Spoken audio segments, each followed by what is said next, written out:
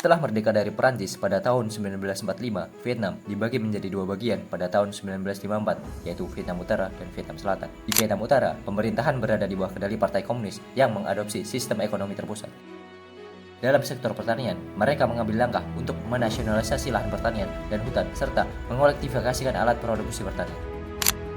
Pada tahun 1975, ketika Vietnam Utara dan Selatan bersatu kembali, negara tersebut memulai fase pembangunan baru dengan fokus pada pemulihan dan pembangunan ekonomi pasca perang.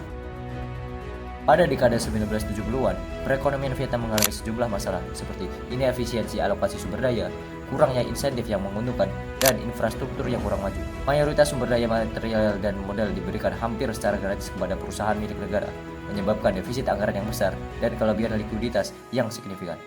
Hal ini bersamaan dengan peran terbatas sektor swasta menyebabkan inflasi yang tinggi.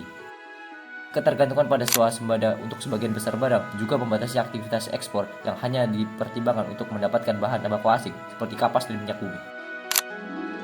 Pendekatan kolektivisasi nasional di bidang pertanian selanjutnya mengakibatkan kelangkaan pangan pada akhir 1970-an yang kemudian berujung pada runtuhnya ekonomi Vietnam pada pertengahan 1980-an. Pada akhir tahun 1970-an, tantangan yang muncul dari sistem perencanaan ekonomi terpusat mendorong pemerintah untuk mengimplementasikan reformasi ekonomi secara menyeluruh. Setelah beberapa eksperimen awal yang berhasil, Kongres ke-6 Partai Komunis Vietnam atau CVV mengambil keputusan krusial untuk merombak ekonomi Vietnam menjadi lebih berorientasi pasar dan terintegrasi dalam ekonomi global melalui kebijakan Doi Moi. Kebijakan ini dirancang untuk memperbaiki standar hidup masyarakat dengan mengurangi campur tangan pemerintah dalam pasar, mengakhiri isolasi internasional negara tersebut, dan mengatasi krisis ekonomi yang dihadapi. Secara umum, terdapat 3 komponen utama Doi Moi. Yang pertama, reformasi pertanahan. Kedua, liberalisasi perdagangan dan investasi. Dan yang ketiga, reformasi berorientasi pasar dan pengakuan sektor swasta. Pada komponen yang pertama, yakni reformasi pertanahan, kolektivisasi ditinggalkan untuk kembali ke sistem pertanian yang dikelola oleh keluarga. Pemerintah Vietnam memperkenalkan sewa tanah jangka panjang untuk petani. Pada tanggal 5 April 1988, resolusi Partai nomor 10 tentang reformasi manajemen di bidang pertanian mengakui bahwa rumah tangga adalah unit produksi pertanian utama. Ini memberikan petani hak produksi yang jauh lebih luas dan memulai pembagian lahan secara lebih permanen. Lebih lanjut, Undang-Undang Pertanahan tahun 1993 memberikan hak yang lebih besar kepada rumah tangga, termasuk kepemilikan atas tanah yang diberikan. Pada komponen yang kedua, yakni liberalisasi perdagangan dan investasi, pemerintah Vietnam memfokuskan pada beberapa area utama sebagai berikut. Yang pertama, mereka menyesuaikan nilai tukar dong ke tingkat yang sama dengan pasar paralel. Yang kedua, mereka mempermudah prosedur administratif untuk impor dan ekspor. Yang ketiga, mereka mengurangi hambatan tarif dan pembatasan kuantitatif. Yang keempat, Undang-Undang Penanaman Modal Asing akhirnya diberlakukan yang melonggarkan pembatasan pada perusahaan perdagangan asing serta mengakhiri monopoli negara atas perdagangan luar negeri. Kelima, pemerintah mengizinkan produsen untuk menjual produknya secara langsung kepada perusahaan perdagangan luar negeri yang berlisensi.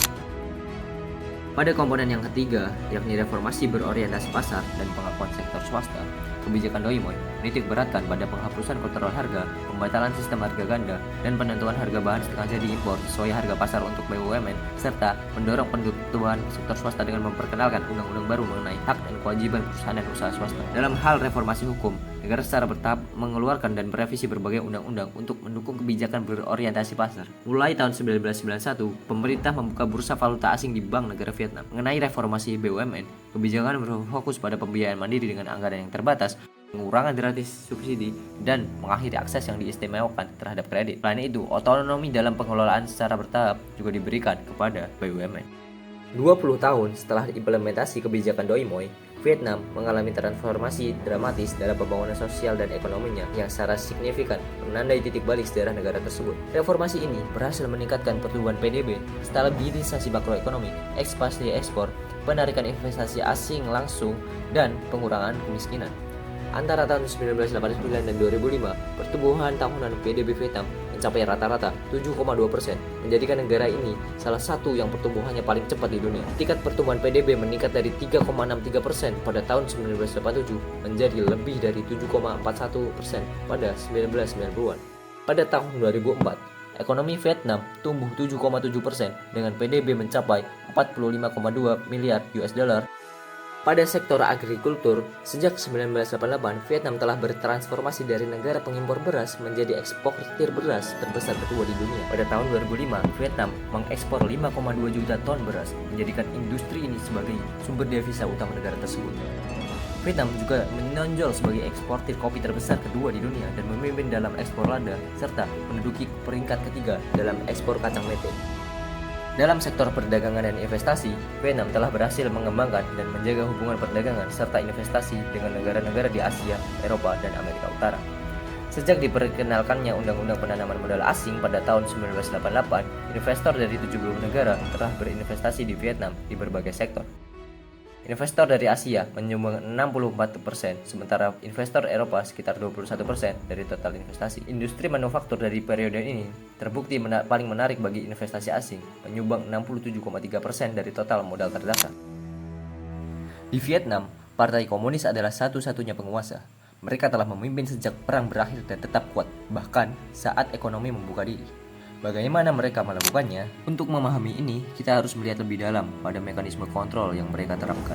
Media di sini diatur ketat. Pemerintah memonitor semua yang disiarkan, memastikan hanya narasi yang mendukung yang bisa dilihat publik.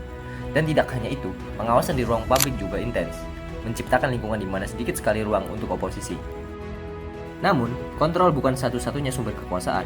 Vietnam juga menunjukkan prestasi ekonomi yang mengesankan. Pertumbuhan ini tidak hanya meningkatkan kualitas hidup, tetapi juga memberi legitimasi pada pemerintahan Partai Komunis. Mereka menjanjikan stabilitas dan pertumbuhan, dan hingga saat ini mereka telah menepati janji tersebut.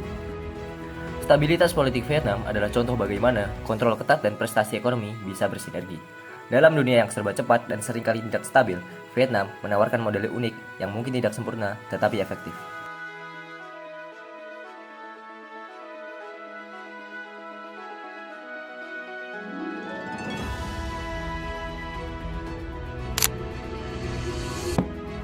Kesuksesan Doi Moi tidak serta-merta mengobati semua masalah di Vietnam. Vietnam masih menghadapi tantangan yang tidak bisa diabaikan. Ketimpangan regional, masalah lingkungan, dan kebutuhan akan reformasi terus membayangi prospek masa depan negara ini. Di satu sisi, kita melihat kota-kota besar seperti Hanoi dan Ho Chi Minh City yang berkembang pesat. Sementara di sisi lain, banyak wilayah pedesaan yang masih tertinggal jauh dalam hal pembangunan. Tantangan ini diperparah oleh kerusakan lingkungan yang parah dari polusi udara hingga degradasi sumber daya air.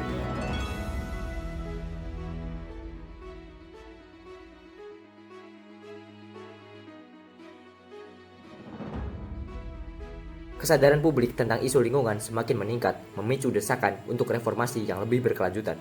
Namun, setiap perubahan kebijakan harus dilakukan dengan hati-hati agar tidak mengganggu stabilitas politik yang telah lama dipelihara.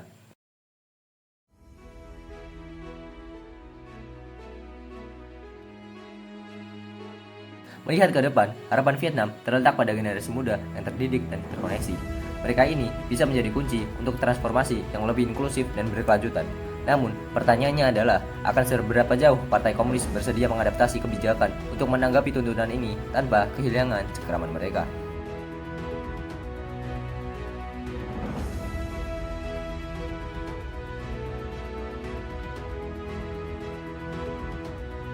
Vietnam berada di persimpangan jalan. Dengan mengimbangi antara kontrol ketat dan kebutuhan akan inovasi, mereka bisa melanjutkan stabilitas dan pertumbuhan atau menghadapi hambatan serius. Bagaimana menurut Anda Vietnam akan menavigasi tantangan ini?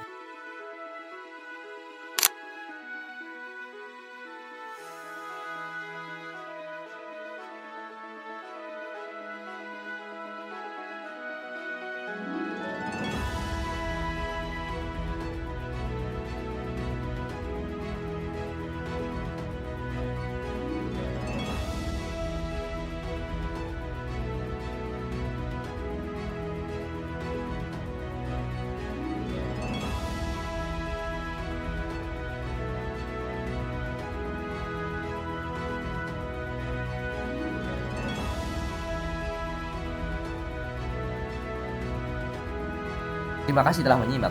Jangan lupa untuk berlangganan dan beritahu kami pendapat Anda tentang masa depan Vietnam di kolom komentar di bawah. Apakah stabilitas politik yang bertahan akan cukup untuk mengamankan masa depan ekonomi yang makmur? Sampai jumpa di video berikutnya.